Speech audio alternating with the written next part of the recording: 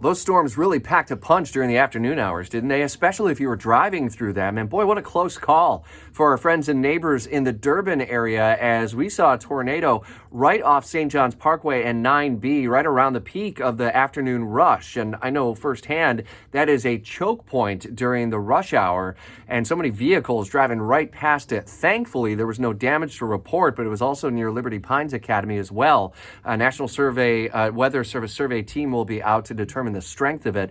We also saw some roof damage over at the Loop in the Nocatee Town Center. We had several thousand power outages in Clay County. So we're getting into storm season. A couple of reminders. One, download the WOKV app so you can get severe weather alerts. You have to enable those alerts, but they can give you the heads up if you're about to drive into some rough weather and you're not listening to the radio or to WOKV at the time.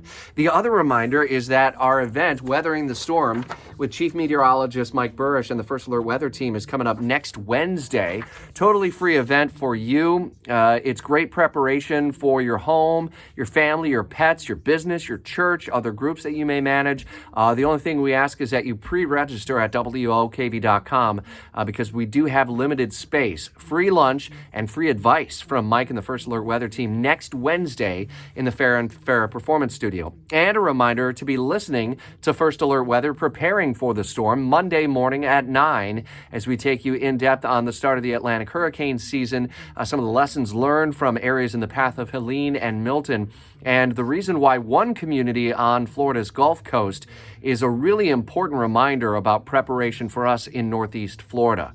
A lot we'll cover there. Weekend construction alert I want to draw your attention to over on the Buckman Bridge as FDOT will begin a $5.5 million project replacing those finger joints that are down into the concrete there. And that's going to be a project that will happen mainly over weekends and overnights. We've got to look at that at WOKV.com, but be prepared to roll through that over the weekend. The 80s music continues through this weekend with the music of Olivia Newton-John at the Jacksonville Symphony and some other stuff happening, including at Daly's Place. The summer concert series is really starting to ramp up. Monday, a lot of 80s music will be on stage at Daly's Place as well. We always spotlight the weekend in detail at WOKV.com. 2 more chances to win $1,000 in the payroll payout before we leave you for the weekend, 8 o'clock and 10 o'clock, and all next week on Jacksonville's Morning News.